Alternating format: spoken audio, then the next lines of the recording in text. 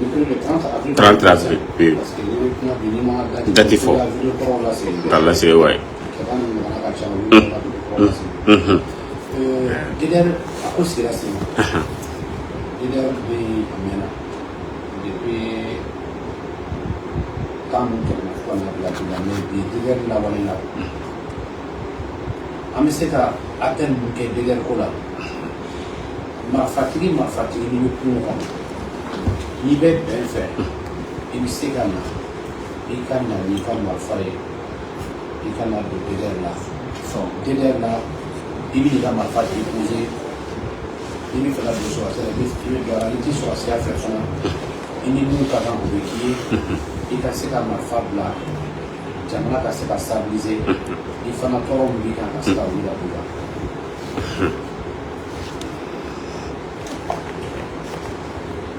O de ye Guédère bi ye. Sera an ka misali bɛ filaden fɛn fɛn bɛ kungo kɔnɔ marifa bɛ mun bolo filaw dɔrɔn tɛ dɛ marifa combattant i bɛ kungo kɔnɔ i bɛ se ka na Guédère bɛ yen i bɛ na n'i ka marifa ye tɔgɔ bɛ sɛbɛn i ni mun ka kan i b'a sɔrɔ. Ni sɔrɔsiya ka di i bɛ don sɔrɔsiya la ni sɔrɔsiya man di fana n'i bɛ fɛ fɛn de ka k'i ye Guédère bɛ yen intégration bɛ yen réinsertion bɛ yen. Ok, mais depuis pen bila la sigira sen kan yalama est-ce que maaw bɛ se k'a dɔn k'a fɔ ko n'an y'a ta 100 sara la 50 sera ka marifaw déposer ou bien cogo di e bɛ se ka pourcentage jumɛn di. Marifaw b'ala ka déposer an ye listiw kɛ yɛrɛ listiw déposera ye minnu nan'u ka marifa k'u ka marifaw déposer a bɛ yen. A sensibilisation don. An bɛ sensibilisation kan. Hali san an filɛ ka mun kɛ sisan nin ye sensibilisation de parce que dɔw t'a faamu dɔw fɛ u ye tiɲɛni kɛ n'u nana u bɛ minɛ ka datugu u k'a dɔn u tɛ minɛ u tɛ datugu u ka na u nɛgɛnna k'u bila ko la u ni ko min man kan u b'a la k'u ka jamana de ci parce que u b'a fɔ k'u bɛ diinɛ kɛnɛ mun na nin tɛ diinɛ kɛnɛ dɛ mɔgɔ si tɛ se ka diinɛ yira maliyɛnw na. A ka ca ni san 1000 maliyɛnw bɛ diinɛ de dɔn maliyɛnw bɛ diinɛ dɔn maliyɛn silamɛ mɔgɔw yɛrɛ b'a fɔ ko ni Mali ta 100 personnes 95% bɛɛ ye silamɛ o dun u nɛgɛnna k'u don kojugu la u b'a la k'u ka jamana de ci u b'a fɔ jihadistes mana wuli an bɛ Faransi kɛlɛ an bɛ Amérique kɛlɛ u taara ka Amérique kɛlɛ u taara ka Faransi kɛlɛ u b'a la k'u ka jamana de kɛlɛ u b'a la k'u ka duguw de jeni u b'a la ka tasuma don ka dugu de la u b'a la ka foro minnu jeni Amérique foro tɛ États-Unis foro tɛ Faransi foro tɛ maliyɛnw ka foro de don u b'a la ka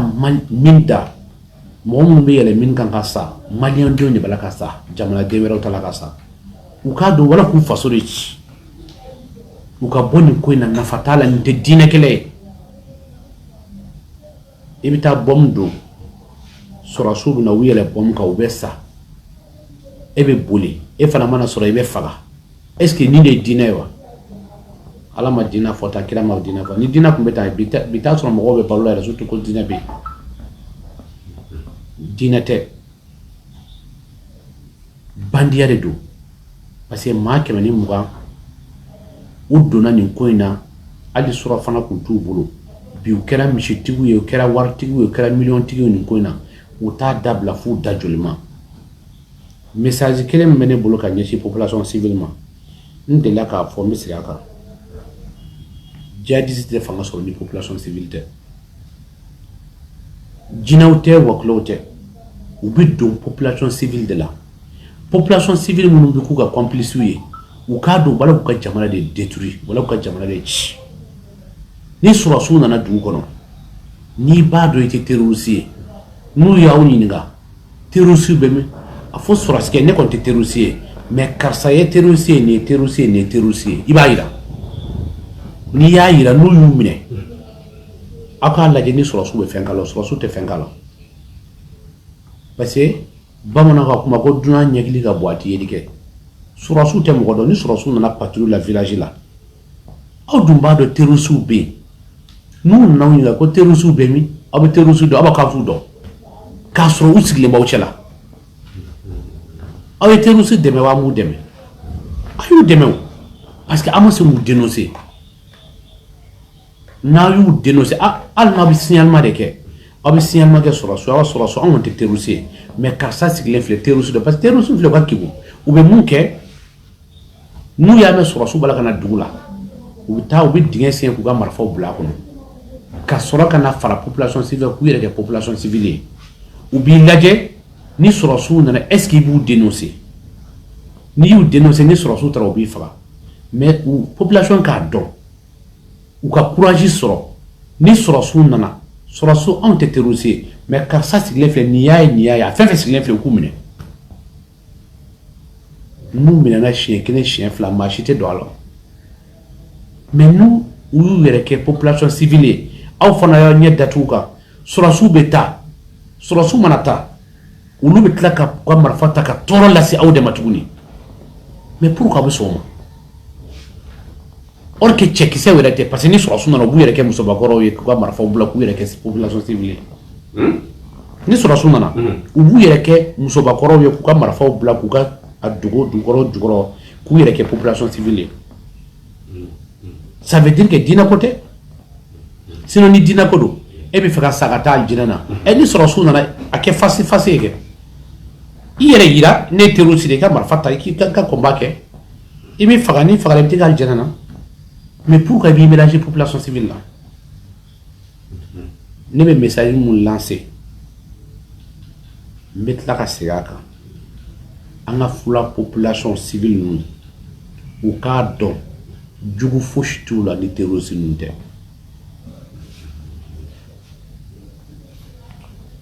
fula bɛɛ tɛ terroriste ye parce que ko ne to ka ko fulaw bɛɛ ye terroriste ye ne yɛrɛ ye fula ye ne bɛ gouvernement na ni gouvernement tun b'a la ka fulaw de kɛlɛ ko fulaw bɛɛ ye terroriste est ce que u bɛ ne kɛlɛ u bɛ ne to yan u tɛ ne to yen parce que ne depuis n buruju fo ka n'a bila n fa ni n ba a bɛɛ fila mélange tɛ ne na ne ba yan fan fɛ ne fa yan fan fɛ a bɛɛ fila o tɛ kan wɛrɛ fosi min ni filakan tɛ mɔgɔ si tɛ mali kɔnɔ mun bɛ se ka kɛ fila ye ka tɛmɛ ne kan parce que depuis ne buruju fo ka n'a bila n fa ni n ba la k'a bila ne yɛrɛ la a bɛɛ fila mélange t'a la or que mɔgɔ tɛ se ka yanni fulaw ka don terrorisiya la mɔgɔ si ma maga fulaw la n'i ye terroriste 100 ta bi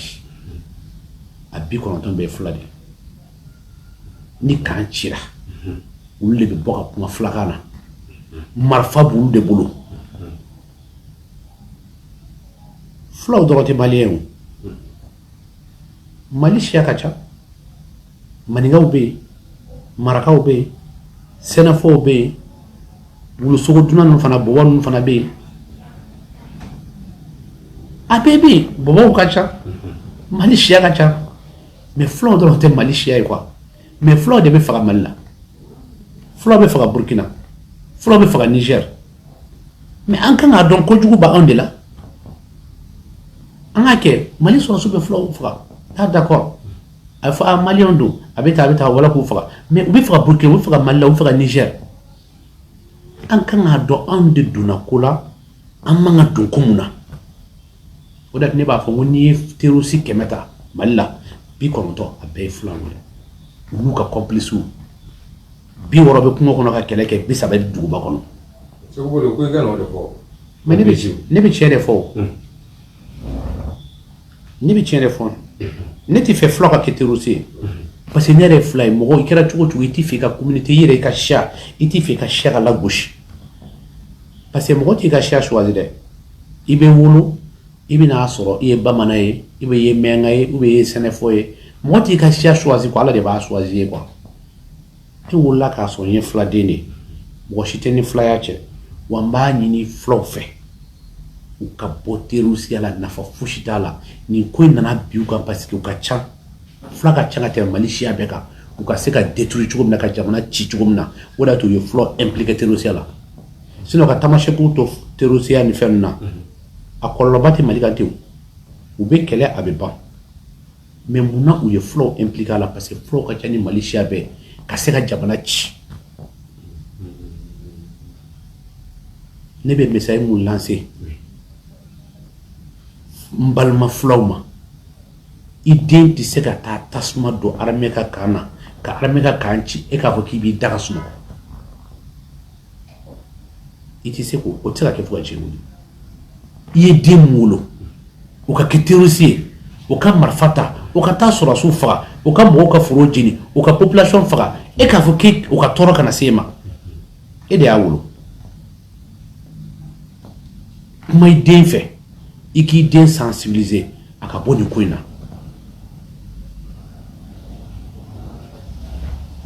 ni fila bɛɛ kumana den fɛ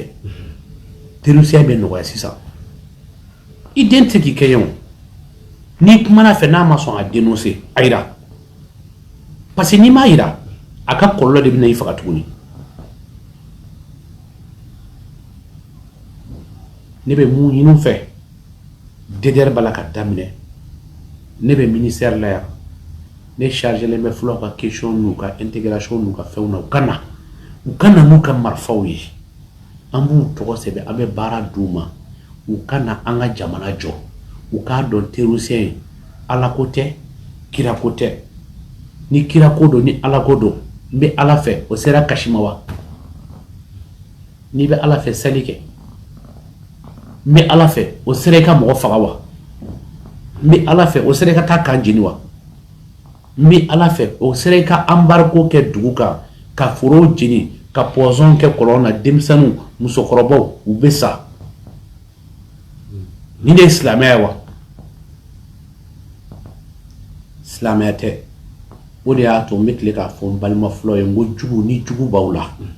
terroriste de y'o jugu ye yanni an balima fulaw ka don terroriste la jɔnni ye fula kelen ka dugu jeni ye jɔnni delila k'a ye fulaw fagara an ka dugu la Yuwaru fan fɛ a ka fan fɛ an bɛ se ka san kelen an tɛ gendarme yɛrɛ y'an ɲɛna fula bɛ yaala pièce yɛrɛ t'a bolo maa si t'a ɲininka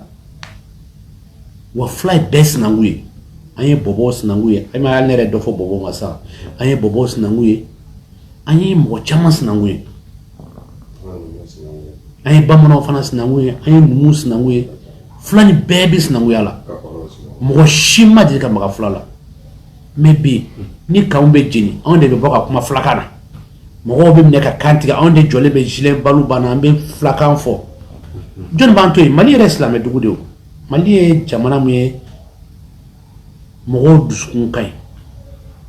o de y'a to mɔgɔw b'a fɔ dɛ ko fulaw b'a la ka faga fulaw t'a la ka faga dɛ fula terroriste de b'a la ka faga mɔgɔw k'a dɔn fana fula terroriste de bɛ armée faga olu de bɛ population faga armée dun armée y'an bɛɛ ka armée de ye maliyɛn den bɛɛ b'a la fulaw bɛ armée in kɔnɔna la miyankaw b'a la sɛnɛfɔw b'a la bɔbɔw b'a la Mali siya bɛɛ b'a la n'i y'olu faga i ye maliyɛn denw de faga o don ne bɛ mun ɲini gouvernement fana fɛ u ka bere ta terroriste kama ani terroriste ka complice terroriste ka complice minnu bɛ Bamakɔ yan u ka ca ni ba n'a si ye n'u y'a dɔn mɔgɔ mɔgɔ terroriste complice ye u kana hinɛ a la u tɛ se ka dɔn tan n'an b'u dɔn ka bɔ mɔgɔw cɛla kɔni u tɛ tileya mais hali n'i y'u dɔn kuma dɔ la justice baara ka gɛlɛn ni preuve t'i bolo i bɛ se ka mun kɛ justice bɛ baara kɛ ni preuve de ye sinon e somɔgɔ ye terroriste ye e somɔgɔ bɛ bana a b'a ka denbaya bila terroriste b'a ka denbaya bila ka na furakɛ fɔ e fɛ yan e b'o furakɛ i y'a dɛmɛ wa i m'a dɛmɛ n'a ka denbaya banana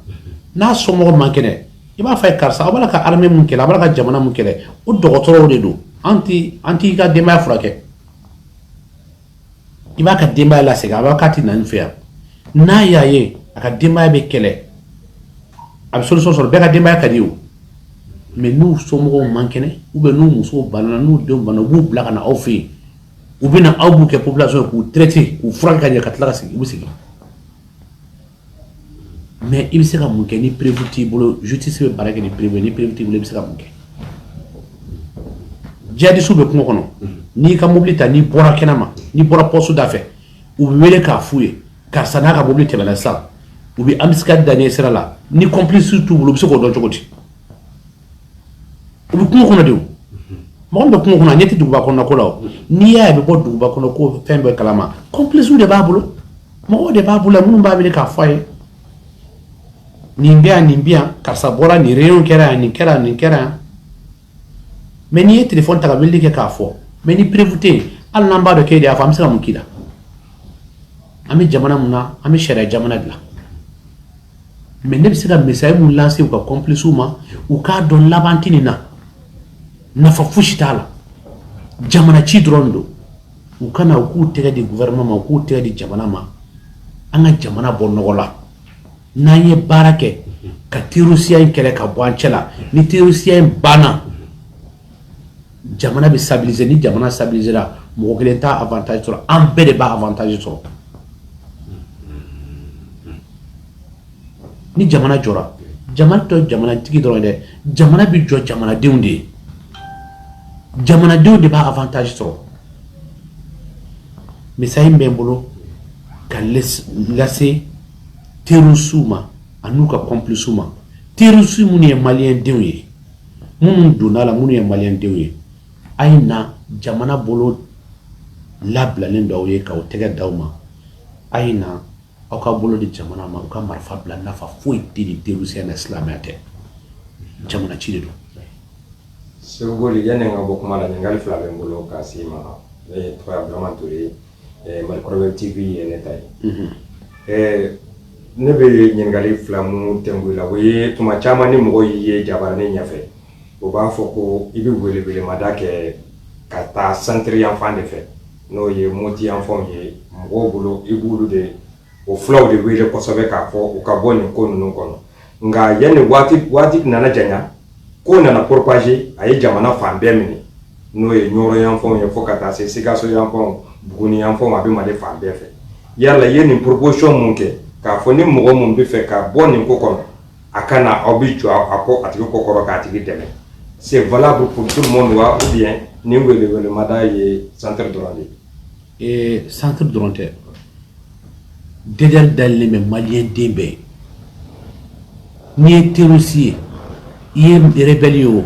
marfa bibulu ye bamana ye shia wo ye flawo ni be mali kono ni malien de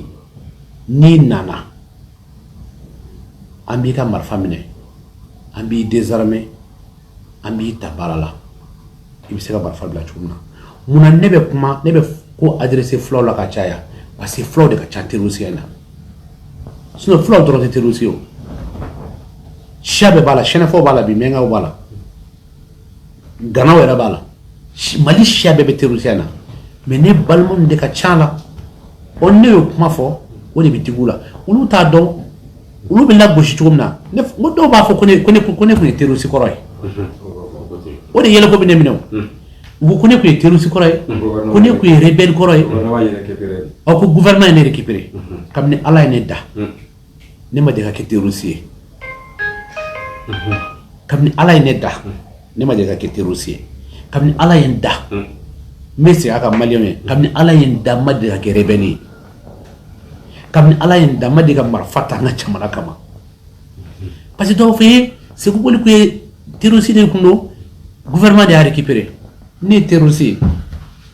chaque ne mais c'est ni kera terroriste jibi jasoro ni kera terroriste ngi bi boli ko kono dongo do ini bi bolo ka yara ni so la be faga ne dum fle ne te dugo parce que te terroriste ma dira ke terroriste want na ke terroriste faut qu'un sal faut qu'un salet na ke terroriste al ni milliard ne ma te ke terroriste mais mo wa se ko terroriste gouvernement de récupérer ne ma dira ke mun ba fo ntu donde ntu yoro donde sinon mo ni be mali kono ni ko ne dila ka terroriste meta plainte kiga ni mara fata na jamana ko to yoro irana ama dira ke ubi galon suka be darena terroriste do akumine ne be afa terroriste do ay ni ke aya keta ay baraka SCF na nete baraka SCF la e ne soro SCF la ne be baraka réconciliation de la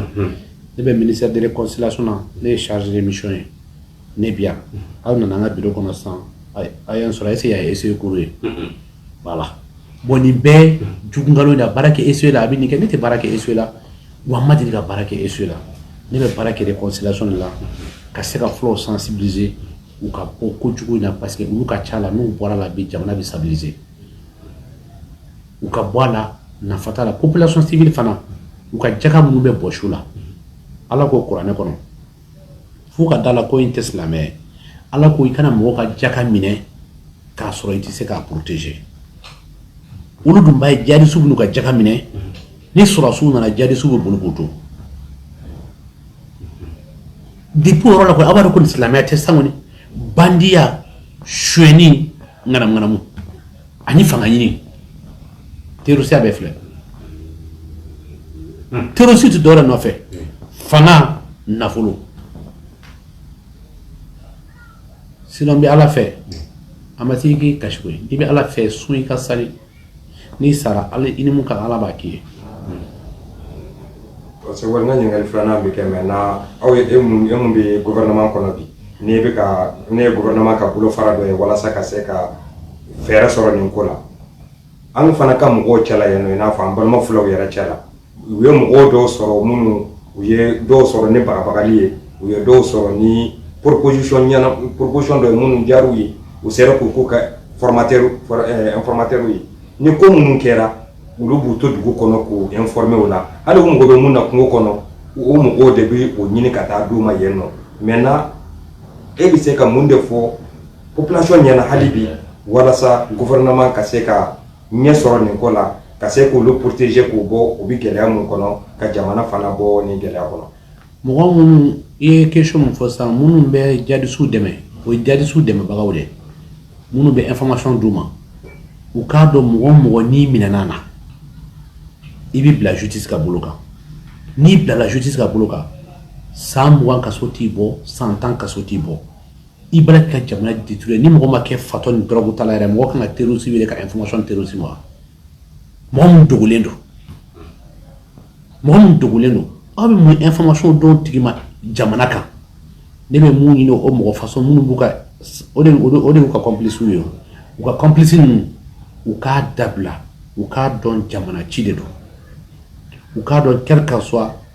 jamana b'a la ka baara kɛ ni jamana bɔra kalama mɔgɔ mɔgɔ n'i jihadiste ka complice n'i minɛna i bɛ bila justice ka bolo kan n'i bilala justice ka bolo kan justice bɛ mun décider i kan ala de b'o dɔn n bɛ mun f'u ye u ka bɔ a la nafa fosi t'a la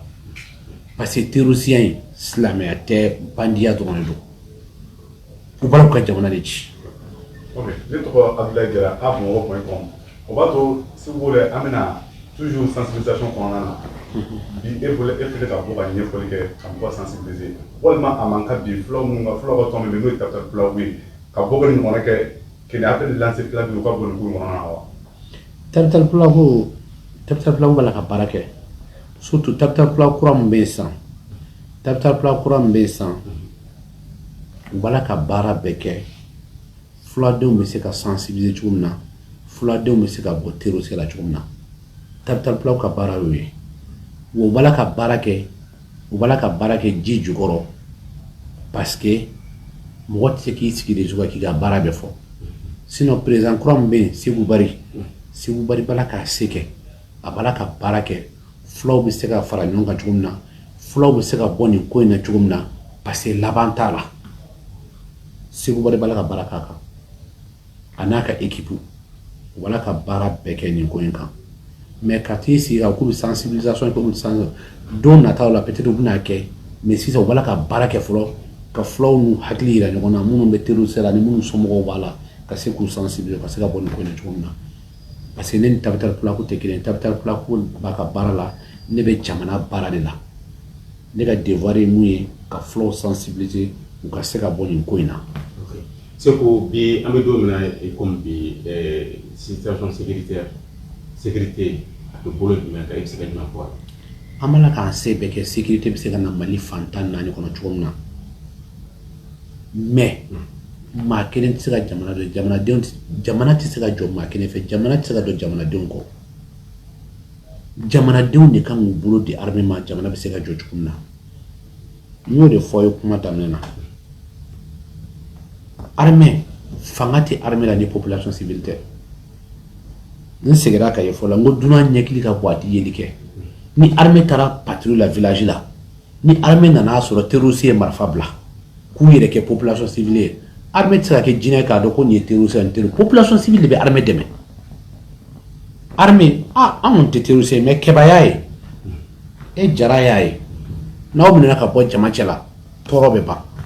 mais n'olu fana y'u ɲɛ datugu k'a fɔ anw tɛ terroriste yɔrɔ dɔn u dun b'a dɔn aw fila ye terroriste ye aw b'an cɛla aw ka marifaw dɔrɔn de dogo ni sɔrɔsiw taara u tila ka marifa ta tuguni ka pression monter aw kan tuguni jɔn y'o tɔɔrɔ lase aw ma aw de y'a lase aw yɛrɛ ma mɔgɔ si tɛ se ka tɔɔrɔ wuli ka bɔ mɔgɔ kan n'i yɛrɛbakun tɛ o de y'a to nin terrorisiya in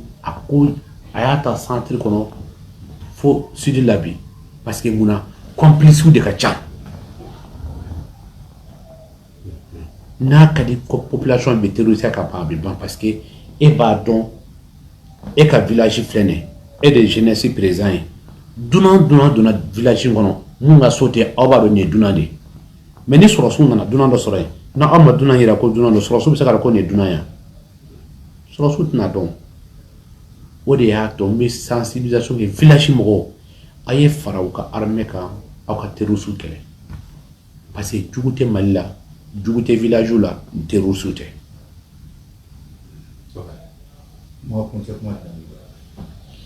kuncɛ kuma min bɛ n da n bɛ maliyɛn den bɛɛ fo n bɛ n bolo di maliyɛn den bɛɛ ma u k'a dɔn terrorisiya mɔgɔ si kana don a la nafa t'a la laban t'a la ni si tɛ terroriste la terroriste ni b'a bolo ka yaala n'a yɛrɛ dɔrɔn a bɛ faga o de mɔgɔ mɔgɔ n'i tɛ fɛ ka faga i ka bɔ terrorisiya nafa foyi t'a la parce que laban t'a la nafa t'a la 2012 kana bi la terroriste tɛti ɲɛmɔgɔ fɛn fɛn bɛ yen a bɛɛ fagara si tɛ terroriste la mɔgɔ si kana don a la an ka bamanaden n'an ka mɛngaden sɛnɛfɔkaw minnu bɛ Sikaso mara la ne bɛ misali minnu lase u ma n y'a mɛn sɛnɛfɔdenw bɛɛ la ka don terroriste la u kana don a la nafa t'a la an danbe tɛ maliyɛnw danbe tɛ wa silamɛya fana tɛ u kana don a la u k'u ka jamana lajɛ u ka don sɔrɔsiya la ka terroriste kɛlɛ ni terroriste kɛlɛla bi jamana bɛ stabiliser développement bɛ kɛ an bɛ taa ɲɛ salamu aleykum maliyɛn den bɛ fɔ. ayiwa an k'an bɛn.